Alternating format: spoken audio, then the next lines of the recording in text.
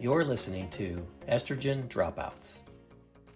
Hey, welcome back to Estrogen Dropouts. I'm one of your hosts, Erin. And I'm Elizabeth. And today we are answering some frequently asked questions we have from viewers or our listeners. If you're on YouTube, you're viewing. Okay, so one question we've had multiple times asked many different ways is we've asked about bras, like where to buy the best bras for very large chested women and for very small chested women on extremes. And then also, what's the best type of shoe for like a width or a super narrow or a high arch?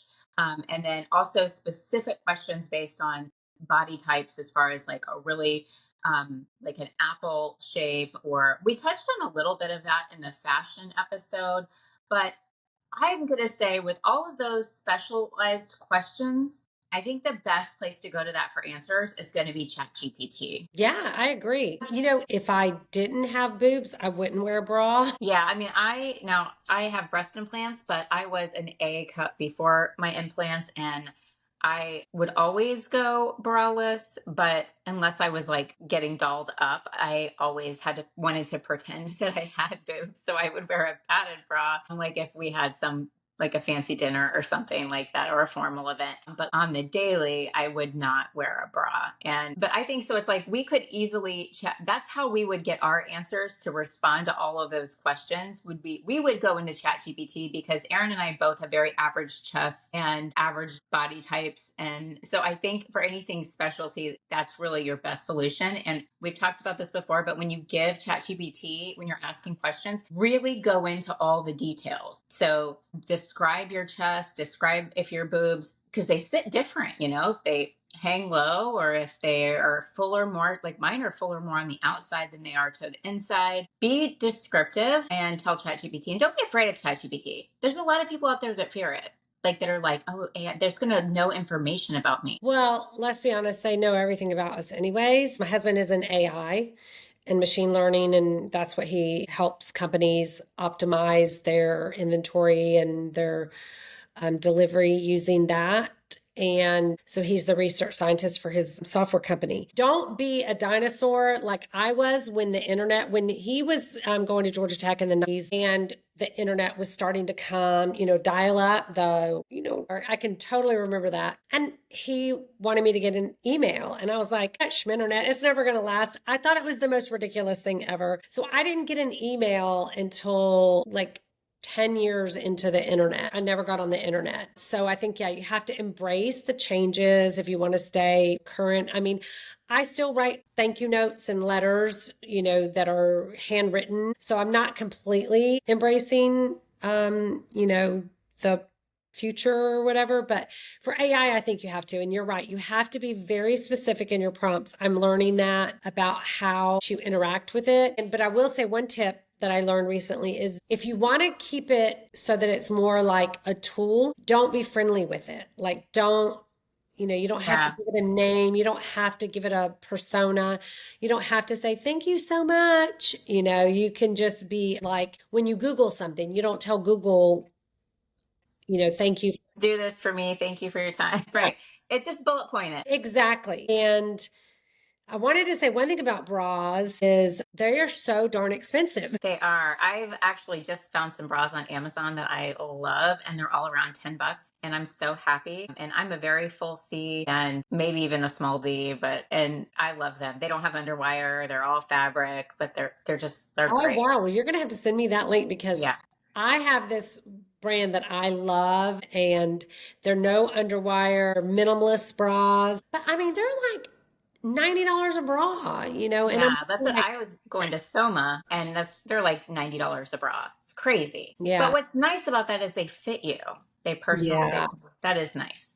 Yeah, because I've gone through a couple of online brands, the popular ones. And then this particular brand, I absolutely adore. I don't know if we're saying brands or not, but sure, go ahead. It's called Negative Underwear. And it was started by two ladies. And I'm all about supporting female, entrepreneurs. It's the best bras ever. So they're very minimal. But they're pricey. They're very pricey, but they're worth it. Like I like when I wash them, the delicate cycle, and I let them dry. I don't dry them, all the things to try to make them last. Speaking of brands, Another question that we had was, where do we in midlife buy clothes from? Oh, So, Erin, where are your favorite stores to shop at? what I've done is I follow some Instagram fashion influencers. And when they post things, most of them are from Amazon. Sadly, I've been making more of an effort to get away from fast fashion, but sometimes things are just so cute, little cardigans or little pullovers. But since I had my colors done, I have been buying clothes that are from companies that sell the clothes by the color season. And it has made things so much easier because as a winter, most stores do not carry winter colors. Everything in a store is warm, it seems like. And being a summer, you can identify with that too because we're both in the cool season. And cooler clothes, like cooler toned clothes, are not popular. Wouldn't you agree? Yeah, I would say most things are going to be autumn or even spring. Like in the Yes. summer, there's a lot of spring colors and light summers, I think too. But In the yeah, winter, it's all autumn colors. It's all yeah. colors, which And mm, I love. Don't get me wrong. I think they're wonderful and they're beautiful. And I used to wear them. And then I would see pictures of myself and be like, I don't remember looking that terrible, but in a picture, it's like when I wear orange, I look horrid. So, I would say Amazon, but for all the ones that are done by season, I do different companies like Hello Color. There's a couple, My Element. They do it specifically by the season, and it makes it so easy. yeah, I've You. seen that. So I follow this. She's a retired buyer. She's in her late 50s and she spills all the tea on all the different brands. And her best options for shopping are going to be, she says, the highest quality clothes are going to be found at White House Black Market and Chico. So it's the same buyer or it's the same company umbrella. And she says they are so particular with their fabrics. She said, as a buyer, it was like they're one of the most difficult companies to work for because their standards are so high. So she says, as a consumer, that's something you want to hear. But as an employee, that's maybe not the best. And so, like, Chico's is not necessarily my style. White House Black Market is. But so she's like, just buy all the basics. So I have been doing that, like some like basic tees and stuff from Chico's. Also, I love J. Jill. And then J. Crew, I love. That's also, these are all brands that she has said have high quality clothes that will last you. And so J. Jill, J. Crew, Abercrombie has definitely improved and is geared more toward women our age. If you have not been in Abercrombie in 25 years, go check it out. It's no longer a teenager store. So they grew with their customer. Gap is making a big comeback. I mean, their quality, I'm pretty sure, has probably always been good, but their styles are definitely making a comeback. And of course, you cannot go wrong with good old Levi's. And so if you're looking for good jeans, you can get Levi's. Levi's now has a contract with Target. And so there's a little bit lower of a quality of the denim in Target, but also Kohl's carries them. I mean, they're sold in all department stores everywhere. And if you go into a Levi's store, they will fit you and custom make your own pair of jeans for you. And it's not too, I think they're like right around $100. Oh, I did not know that. I Yeah. used to have a Levi's store near me when I lived in Savannah, but I don't know of one near me now. And Kohl's is hit or miss for me. Like sometimes I can find stuff there. I love Kohl's. They carry Draper James. Yeah. That is some of the best clothes. And I'm sure it is a lower quality Draper James than Reese's, boutique Draper James. But the quality of the Draper James in Kohl's is really lovely. I bought my favorite pair of shorts there ever this summer. And I mean, I have tons of J. Crew and I have lots of shorts I love, but nothing beats my Draper James shorts. Yeah, I definitely agree about that. They also had another influencer person that had Lauren Conrad. yes, which I got some stuff that was from her line and it was really good. Yeah, I like her stuff too. It's a little bit trendier. I feel like Draper James is very Southern Charm-ish, which is also, I guess, a different type of trend, but I love that. And then if you're gonna buy fast fashion, do so on like trendier pieces, but things that you can wear all the time, like a black sweater, a cream sweater, or some basic staples. then I would go with those with like the J. Crew.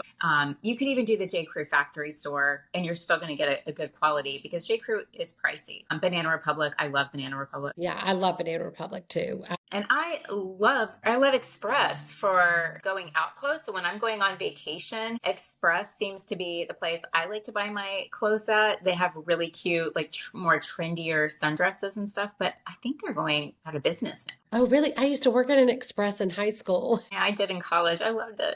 I did too, because you got a discount. I also love Nordstrom and Nordstrom Rack. I do too. I love Nordstrom Rack. I have one of those near me. I don't have a Nordstrom. I have to go all the way, like clear across town to go to a Nordstrom. But a Nordstrom Rack, love me a Nordstrom Rack because that kind of reminds me of a TJ Maxx or Marshalls. Mm-hmm. But higher end a little bit. Higher end, and you have to sort. You can't just go in there and like say, oh, I want to get this. You have to go in there with an open mind and see what the fashion gods present to you. Yeah. Because like places like that, it's like all the last year's or oversells or whatever they want to call that, where they're trying to get rid of stuff. But I can always find some really good name brand stuff at TJ Maxx or Marshall's, the runway section. Yeah. That's always fun. Okay, so now let's go into a heavier topic. Not super heavy, but someone said, how do we just stop telling our adult kids what to do? She's like, I try, but she's like, I cannot physically hold myself back. She's like, she listened to our episode on going no contact, which I really don't. We started that conversation with a trend of going no contact, but that episode really is not about going no contact. It's about having healthy relationships with your adult children and how to do that. And so if you haven't listened to that, you should listen if you have adult kids. But she was saying she listened to that episode and she's like, I just cannot contain myself. So Erin, do you have tips for this? I will say, you know what? A habit is very hard to break. But what you need to do is you need to find something that you like every time you find yourself wanting to do that. So she needs to either like put a rubber band on her wrist, and every time she finds herself doing it, she needs to pull that rubber band and snap, so that she like catches herself and is like, it's like training a dog, right? It's like you can teach an old dog new tricks. It just takes longer because in her brain, she has created this groove that is very easy for her to slide back into, this pattern of behavior. And patterns of behavior are very hard to break. So she's got to do something that's going to redirect her. It could be snap. I'm literally being serious, like snap a rubber band. And it's almost like a zap. No, like we've talked about, when you are giving your kids, when you're telling them what to do, that is, you're trying to control them. And when they're adults, they don't want to be controlled. And I had to do this yesterday. I was talking to my middle son. He was calling me to ask me my input on a text that he was sending. And he's like, I'd love to have another set of ears. And he made a comment to me, something about like being tipsy, coming home from this dinner. So, but I have to say, it would be like just if you told me that you were tipsy coming home from somewhere, I would probably, as a friend of yours, and I'd say, Elizabeth, you're not driving while you drink, are you? And he was like, oh no, he backpedaled. But I'm like, I'm not telling you what to do as your mother. I'm telling you from a human to a human. If you are drinking, you need to take an Uber, because a $20 Uber is way better than getting a DUI and having to pay $10,000 for an attorney and possibly losing your license and all of that kind of stuff. So, there are times I think where you're going to share your opinion. Well, like if it endangers them. That's a time that you can't stay quiet. Right. But I just think that if you value your relationship with your adult children, you will find a way to break the habit. I know that sounds harsh, but it's the truth. Wouldn't you agree? Yeah. So my daughter has recently shared two things with me that I am like just dying to comment on, but I cannot, because one of them, she doesn't see anything wrong with, and she just skirted over something that I'm like, ugh. And then the second one, she specifically said, I'm going to tell you something, but you have to keep your opinions to yourself. And I was like, okay. And so my plan is wait until the dust settles from these two revelations, and then work them into a conversation where they apply to me and hope that she gets my message. But it's going to have to be in a scenario that is about me, not about her, and where if she's meant to hear my message, she will. Yeah. And I think if it's not endangering her, if it was something where you had a concern about her safety or a decision that she was making that was putting herself in a precarious position, you could say, I really want to share my heart with you. I know that you don't want my opinion and I understand that, but as your mother, I'm always thinking about your safety and making you a priority and sharing that way where you're like, this is coming from a place of love, not from judgment. Yeah, but we have to make sure that I think that that's a really good conversation to have. But as we both just said, you have to make sure that it really is a safety issue and not a control thing. Like, I just want my will on her. I think I know better, or it, because otherwise it's control. So, and then look at where you're coming from exactly. Are you coming from a place of love or is it more a place of judgment and trying to control? Yeah. Yeah, ultimately, I think that I have to remember that maybe I don't always trust them to do the right thing or what I deem as the right thing, but I trust myself and I trust that I will be able to step in and guide them in a sticky situation if need be. And I'm willing to do that in a not an ugly way or anything. You know what I mean? So I trust myself that I'll be able to handle that. And then also we had a comment on our TikTok video about this where somebody raised a good point. I mean, they said, which I think a lot of people think, which is, well, we absolutely need to be telling them and guiding them throughout their life because their brains are not fully developed until they're 26. And at that, right now, their brains aren't developed. So they're going to make stupid decisions. I haven't done a video response to that person. I've been thinking about it, but I'll do one here, which is I sat through it. My son goes to UVA and we had a neuroscientist do a welcome to UVA with just the parents. And he said, yes, their brains are not developed. They grow their brains by doing hard things and by failing and coming back from that hardship on their own. And he said, do not call your kids every day. I know that that's hard. Do not do it. If they want to reach out to you, you can respond, yes. But don't be that parent that's always, they need to be uncomfortable. When they can self-soothe through that uncomfortableness and learn that they can trust, they're going to learn to trust themselves. They're going to learn what to do, what not to do, instead of just having their parent there telling them and guiding them all the time. They need to fail to succeed ultimately. Well, and two things I want to say about that. One is that their brains aren't fully developed until they're 26. Their brains are developing. And how are you going to develop your brain in your judgment and using your executive function and your prefrontal cortex if you don't have the opportunity to, right? So you have to have times for them to be able to do that. And the second thing I was going to say is that the growth happens in the uncomfortableness.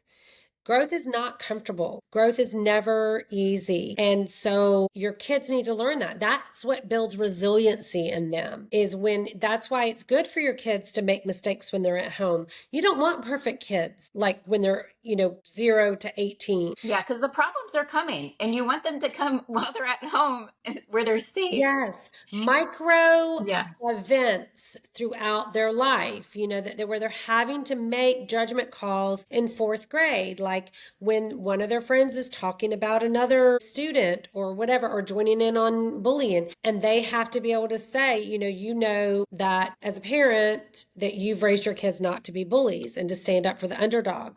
I saw something the other day. It says, my kids may hear me say fuck, but they'll never hear me say a racist, homophobic, unkind word about someone. Like my kids heard me cuss, but I definitely modeled how to be a good person, I love that.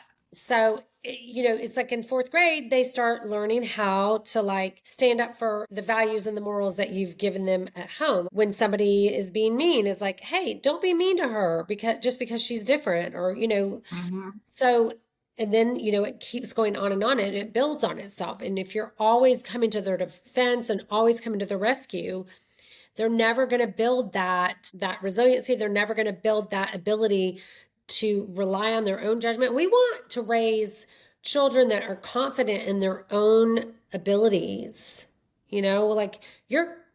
you're a very capable person. You can do this, I mean, without like the whole everybody gets a trophy kind of mentality, but like you're fully capable. I believe in you. I know you can do this. Yeah, you make good decisions. That's something I say to my kids all the time. You make great decisions. You're going to figure Yeah. this out. And if one of those decisions isn't great, you're going to figure that out. Yeah, exactly. So to the mom that asked who is trying to micromanage her adult child, get a rubber band, get a thick one that's tight, and then start popping it on yourself. Definite.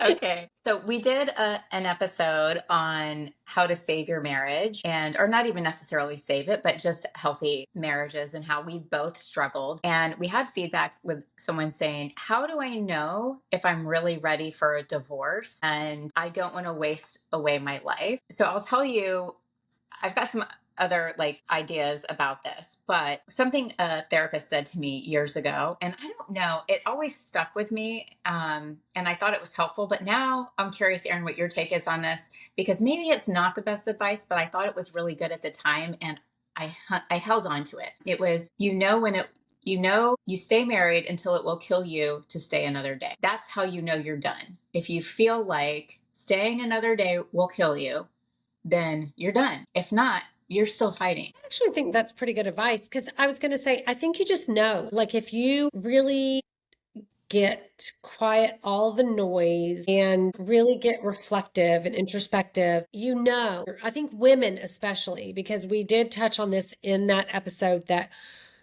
Unless you're a people pleaser and you've been silent about what you want your whole life, a lot of women don't yeah, I think they do in their, like, it's learning to trust in your trust intuition. themselves. Yeah. I think they do know. It's just that they're scared to disappoint. So I think they know, they just don't feel the ability to be able to actually say it. I So think I it's would a say right. that's where getting somebody, an unbiased ear, so a therapist who can help you make sense of it, because I don't know that I would go to a trusted girlfriend. I don't know, but it's like your friends are going to kind of pick your side, Yeah. right? Because they're your friends. They're going to tell you what you want to hear, probably, rather than maybe what you need to hear. So a therapist might be a good person because they don't have a dog in the fight. And so they're going to say, you need to stick it out because I don't think you're done. Or look, based on what you're telling me, I feel like you are done in this marriage. And then when you actually can say it out loud, it's going to bring major clarity for you. I think once you feel the confidence to say it out loud, then you're going to be able to know. Yeah. So I was thinking ways to help you figure that out would be ask yourself these questions. Do they treat you well? If you got sick with cancer tomorrow, are they the person you would want by your side? If that's a no, then to me, that's a clear indication, because even whenever Chris and I were having our hard time, I always felt like if I did get sick, like there's nobody else I would have wanted by my side to heal. Do you respect them? Do you admire them? Because if you don't, if you lose respect for somebody, it's really hard to be in a relationship with someone you don't respect. Then you lose respect in yourself because you're like, what am I doing? It's just it snowballs. Do you admire them? If it's lack of attraction, that can come back. Lack of attraction often happens when there's lack of connection, and the more you connect, so if you respect them, if they treat you well, that has to be the first thing. I think that, well, they've got to respect you, you've got to respect them, and they have to treat you well. And if you've got those things, and if you're not attracted, if you've lost attraction, you can get that back as you develop a deeper friendship, because the connection breathes closeness and attraction. Yeah, intimacy. And then as far as like, I think a good way to start kind of seeing if you're on the same page would be setting goals and dreams and like vacations. Or are you always on complete opposite sides of that? But I don't think necessarily dreaming or vacation wanting or talking about that kind of stuff, what you want, I don't necessarily think that's indicative if you're a strong partnership or if you can come back. I think it's really more about who would you want by your side when you're sick, and who do you respect him? Does he treat you well? What do you think? I think so. Respect, you hit the nail on the head. I think respect is like comes before love, even. Like, I mean, I think or attraction.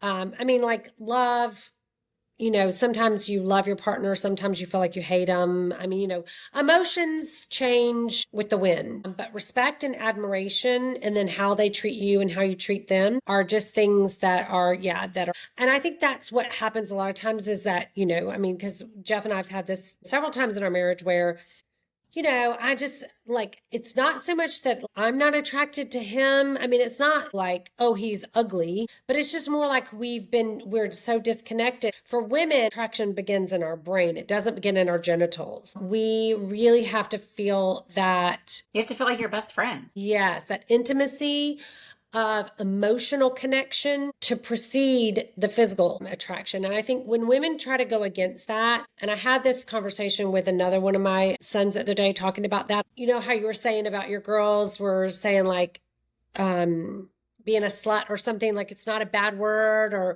we don't slut shame because if somebody's a slut, quote unquote. But I think for women, this is my thoughts. Sex is so much more than the physical act. And when we try to boil it down to that, I think we are doing ourselves a disservice because we were meant for sex to bring us this immense closeness. I'm not saying you have to be married. I don't care if you're married, but it's designed to bring this level of intimacy that you don't have with somebody, a friend or a neighbor or coworker, right? It's a very personal, just really intimate connection. And so when women try to like say, well, I'm just using him for a booty call, I think you're kind of cutting yourself off from your full femininity.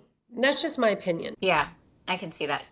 For me, and speaking of femininity, I think I struggle being not struggle. I'm more feminine than I am. We all have both traits. And you're never going to be fully balanced, but I would like to embrace more of my masculinity. I think that that's kind of like the workhorse, the get shit done. But I'm ADD and struggle with that. Also, my husband constantly keeps me in my femininity. Like he's like, I don't carry anything. I don't do like, he enjoys being that.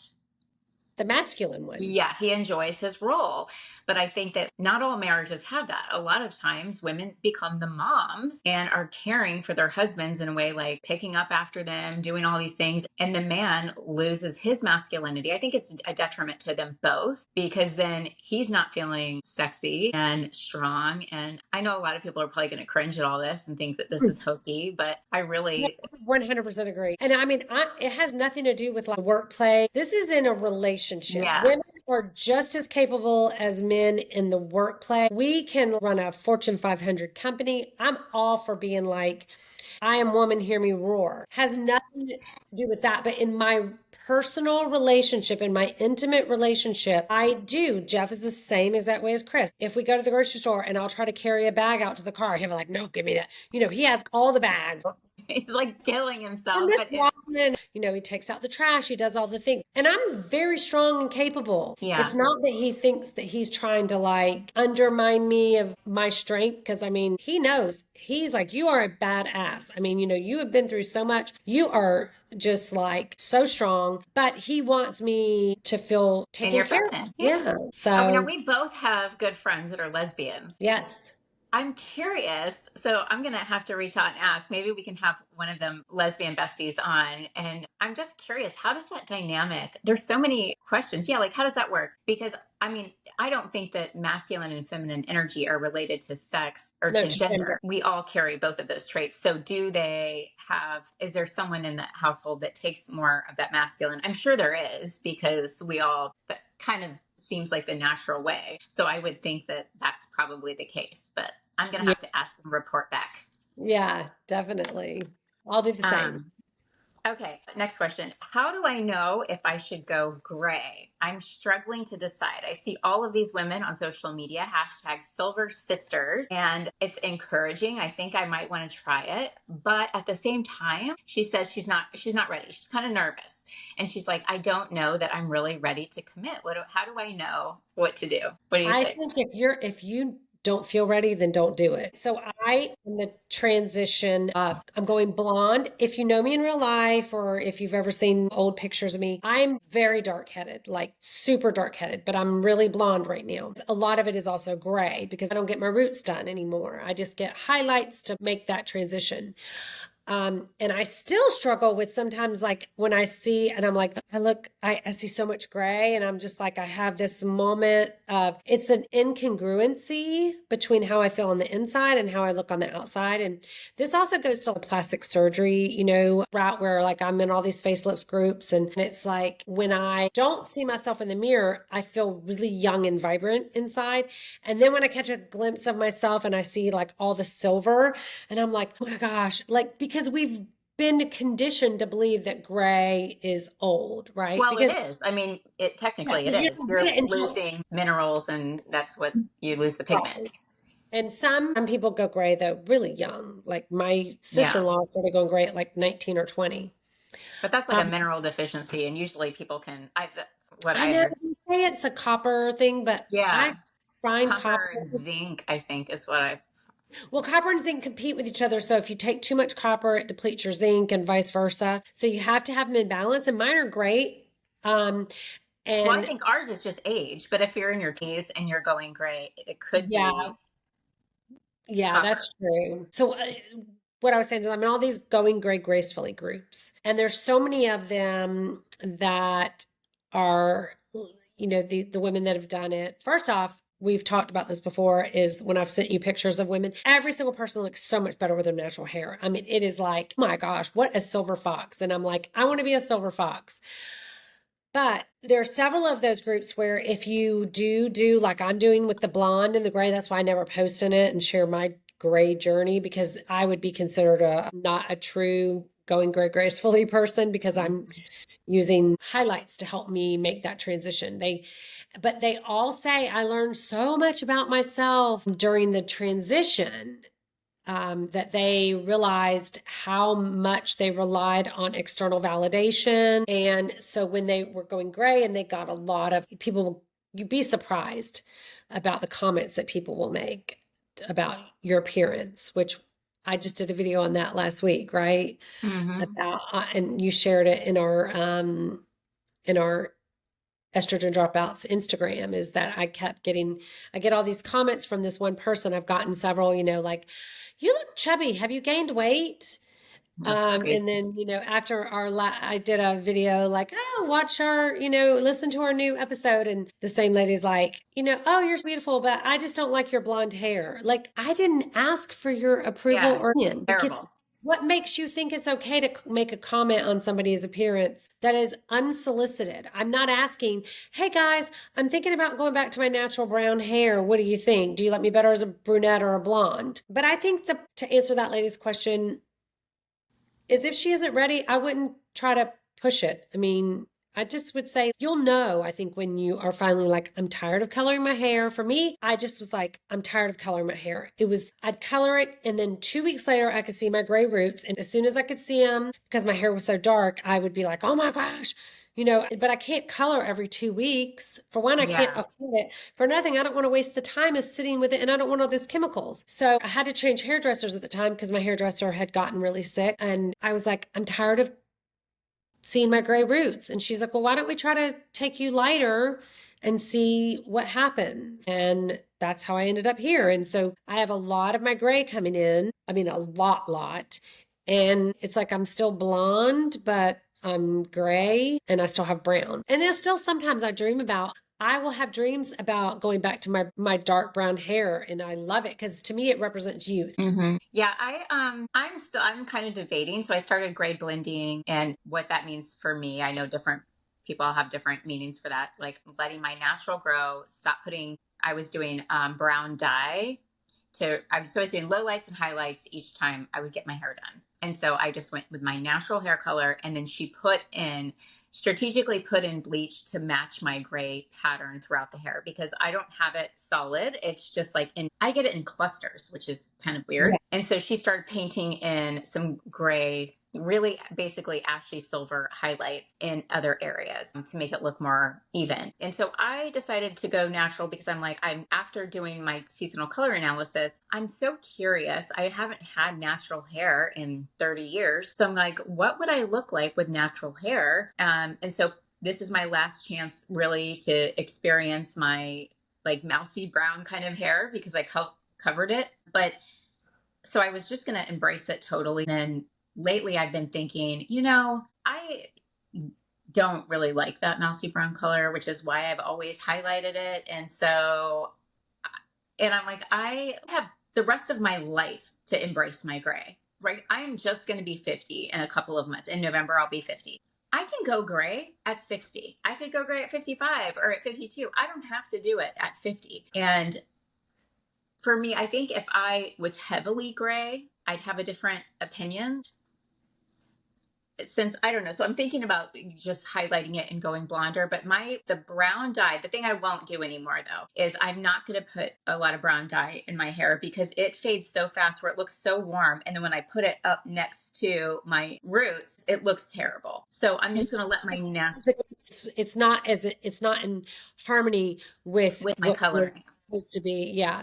Yeah. I don't think there's any, I mean, if somebody's not ready to go gray, but it really does make you examine your thoughts around how society views aging. That's pretty profound though. I hear lots of people say that they feel like it was like a awakening, a spiritual awakening, going gray and embracing it, and they feel so much stronger. That is really cool. Yeah. So in yoga we have, or kind of in, not even just in yoga, but there's the maiden era, the mother era, and the crone era. And I want to get a t-shirt that says I'm in my crone era, because it's like that's where you're the gray wise, hopefully you've learned things. It doesn't necessarily mean that you are wise, but hopefully you've learned some things. The maiden, she's got her sex appeal. And then the mother is when you're in your mothering era where you're taking care of everyone. And then your crone era is when everything comes back around to you don't have that, sexy, but you have a different kind of, femininity and sexuality that has come with age and experience and wisdom. So I definitely want to get a shirt that says "In my crone era" with a silver. That's cute. Yeah. So I think ultimately though about the gray, if you feel like you would regret it, I mean, I've shared that before. That's my gauge on doing things. Would I regret it? Then you absolutely do it. And if you have time though, you have time. So just because you're seeing it trending on social media, I think that's great that it is, because it's empowering people that are ready to do it. If you're not ready, don't do it. But I will say, because I didn't believe it until Erin sent me the picture, she's in gray Facebook groups. Almost everyone looks better with gray hair. Yes, when they go natural, it's like, holy cow. Yeah. And I think a lot of times it's because people are out of their color season because they're doing blonde and they're not doing the right shade of blonde, or they're adding lowlights and maybe they're cool, and brown is warm. So if you're putting in even if you put in a cool tone brown, it's going to fade to warm. That's just the nature of color and dye. And so I think the best people, the seasons with the best luck, are going to be the warm seasons. When your hair goes warm, when the color fades and it starts to oxidize, it goes warm always. Yeah. And so if you're an autumn or a spring, you're okay. But if you're a summer or a winter, no, not so much. Okay. So for the hot topic today, I do have a hot topic, but should we do a hot topic, or should we talk more about this text or this messages that you received? Because that's crazy. Yeah. So it's funny. So if you didn't see our story, there is I use the word friend, right? So but you know her in person. Oh, yeah. I mean, she's a yoga student of mine, was a yoga student of mine at a studio that I taught at. And the funny thing is that she doesn't have a lot of people in her life. She had a really major surgery. I took her to surgery. I waited around on her. I took her home. I made her all this food. And then she had a second surgery later. I wasn't able to take her, but I made a bunch of food for her so that she would have things to eat, because she doesn't have family here. And then I invited her to my house for Thanksgiving. And so I've been like a really good friend. I was a very good friend to her.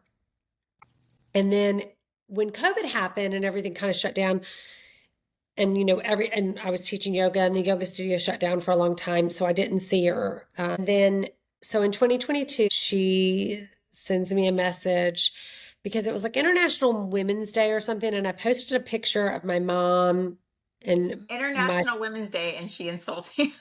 yeah.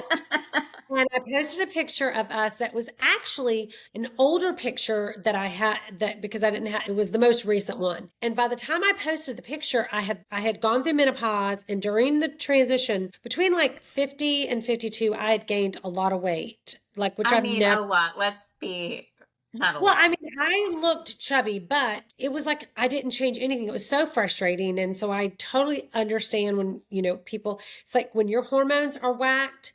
I wasn't eating anymore. I was exercising as much as I do on even now. I mean, nothing had changed and the weight was just like piling on. And I was the person that when I got married, I weighed 108 pounds. I was a skinny kid, never even had to watch a single thing that I ate. But my eating by then had gotten a lot better because when I was 30, I was diagnosed with MS and I completely changed my diet. And like I stopped eating junk and have become more of a whole foods person. But so she said, "You're looking kind of chubby. Have you gained weight?" And I gave her grace and I was like, "Actually, it's an old picture. I've lost a lot of weight since then, but I did gain weight during menopause or whatever." And she was like, "Oh, I didn't mean to hurt your feelings." And so I messaged back again and I said, "You didn't hurt my feelings, just so you know." So then a But year that's later, crazy. I would never say and that to her words someone. were, you look chubby. Have you gained weight? Yeah, I've never. And I did. I gained a lot of weight in my face, which actually makes you look younger, by the way. Hmm. That's when you start losing all the fat in your face. So then a year later, she says something like, "What did you do to your hair?" And I'm like, "I'm going blonde to go gray. I've stopped covering my gray," which, mind you, she's older than me and she had that maroon old lady hair. Would I ever comment on her hair to her? Would I ever say, "You're too old to be covering your hair with that maroon"? No. So then I just said, "I'm going blonde to go gray." That was it. And then the other day, when I did a story for Estrogen Dropouts to listen to our latest episode, and that's when she said, "You're still beautiful, but I don't like the blonde hair or something." And so I was like, my first thought was to be like, well, sorry or not sorry, but Too bad for I you. I don't really give a shit. so my first thought was, yes, I don't care. But then my second thought is like if people send me messages, I'm one of those weird people that I will answer back anyone. Even when somebody's reaching out and trying to sell me something and I don't want it, I'll say, "Hey, thanks for the message, but I'm not interested." And it's funny because when I first started doing the podcast and I had on LinkedIn, I got so many messages from, these Apple podcast promoters, and I would answer everyone. And Jeff was like, "Why are you answering them?" I'm like, "Thank you, but right now I'm not paying for listen or whatever." And he's like, "Why are you answering all those people?" And because it's just something ingrained in me that I feel like Well, it's answering like back. our So people pleaser mode. Yeah, like we just do. totally. Totally. It's like I was raised to be polite. I'm sorry. But then I was like, you know what? I'm going to ask the internet what they would say. So, I did that whole video. And it's funny, I got so many private messages and texts from people who watched it who didn't comment on the video. But I said, should I clap back? Which is like the ego side of me, right? I want to be like, "You know what? Your opinion doesn't matter to me and I don't really care." Then the second part of me was like, "You know what? I want to educate her on why that's not appropriate." But then it's also the other part of me is like, why is it my place to educate her when she's a grown woman? Kind of just like with our own kids. We have to let them make their own choices and live with their choices. And then the third option was, I said, should I just go silent? And it was like very evenly distributed between the three, between all the messages, all the comments on Facebook and Instagram. People would say like, "Don't waste your energy trying to educate her, just ignore, block and delete." And then some people would be like, "I would tell her where she can, go." And then some people So would what did you say, do? I just didn't, I totally ignored the message and I decided to disengage and just unfriend and just, I didn't say anything because I just decided that saying something validated what she was doing to me. And, it didn't bother me what she said. It bothered, like, I don't care if she likes how I look. I really honestly have enough self-esteem that I don't need external. I mean, I'm not overly confident. I'm not like cocky, but I really honestly feel fine about myself most of the time. I mean, everybody has moments where they feel, blah, or like I'll be like, oh, I look so ugly today or whatever, but then I'm like, no, your body is beautiful. Love yourself. I always come back with I snap the rubber band and snap myself out of it. But it bothered me because I'm like, why would she think it's appropriate that she could say that? What is it about me that's making it that she feels like it's something that she could say to me? I can see all the different responses. I think that they're all good. The one thing I would never ever do is I would never encourage. I know because I'm a TikToker, and on TikTok we clap back. That's what we do. And that's one of the reasons I love it, because it calls out shitty behavior. And I think that our society has gotten too we're too agreeable, and we turn our cheek too often, Yeah. and it gives bullies they feel like it gives bullies more entitlement. And Well, the cyberbullying. yeah. And so It's like they wouldn't say that to you in person. right. And I don't like it. And so, one, I would never tell someone to not say anything and tell them to be quiet, because that person may not need to, they may have their own reasons to speak up, like if they did. And so I always see that comment when somebody does a clap back. It's the most overwhelming comment is always, don't let it get to you. Just ignore them. Don't feed into this. You're giving them what they want. Don't blah, blah, blah. That enrages me when people put that comment down. I am so triggered by that, which, yes, I need to look at myself for that. But I'm like, let women heal in whatever way they need to heal. And sometimes, I know when I first got on TikTok, I rarely spoke up for myself whenever I've had some encounters over the years where people would say things to me and I kept quiet. And so finally, when I did start clapping back, it was like a rite of passage and empowerment for me to stand up for myself. And so having people try to silence me when it was easier for me to confront a stranger than it was to confront an ugly comment from my sister-in-law, my mom, people in my inner circle that would say hurtful things. And so it gave me a sense of empowerment and taught me to use my voice more. And so I think if you're listening to this, please remember this. Don't ever tell a woman to be quiet when she has been wronged, when that is not right. Let her handle it. You can say how you would handle it, but don't ever say you shouldn't give them, don't should people. That's shitty. Right. And then I think I could see completely ignoring her or clapping back just and you don't have to be rude to do a clap back. I mean, it's got that, just to be like, I'm just curious, like, why do you feel like so entitled that you think you get to tell me without asking? I just think that that's so rude and crazy. Yeah. Well, one of my friends said, which gave me pause and made me think like, oh, maybe I should educate, kind of like a clapback, but a more constructive clap.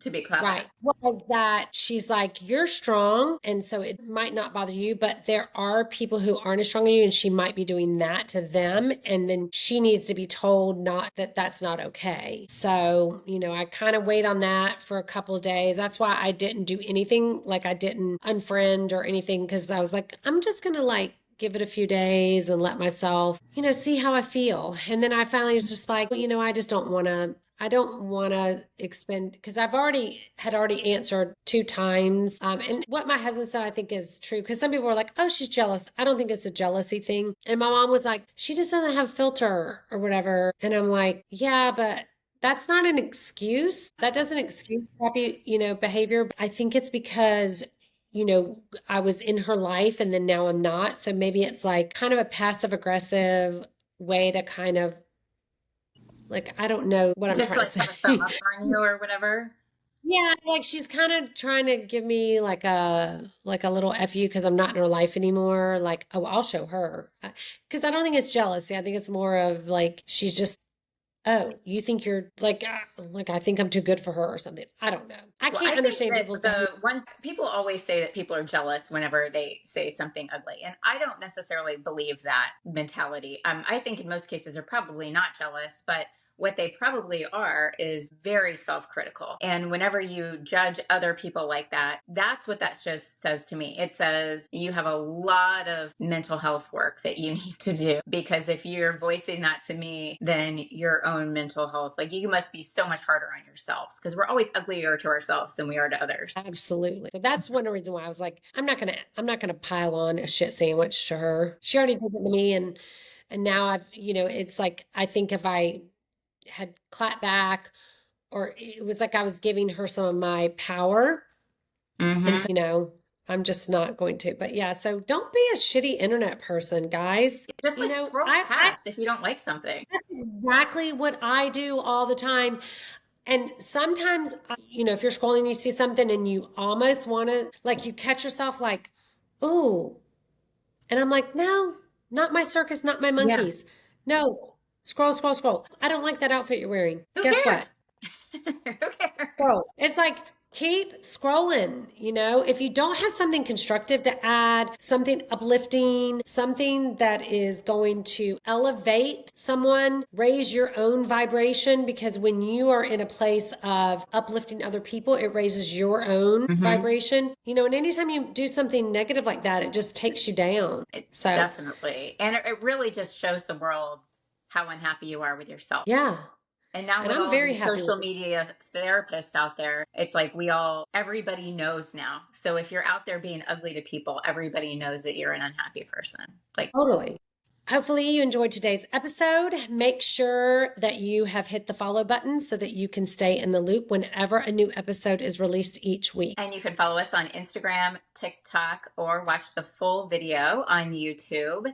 And always feel free to reach out and message us with any requests for topics or questions, and maybe we'll have it on our next episode. Thanks for joining, and we'll see you guys next week. Bye. This has been a production of Estrogen Dropouts, LLC.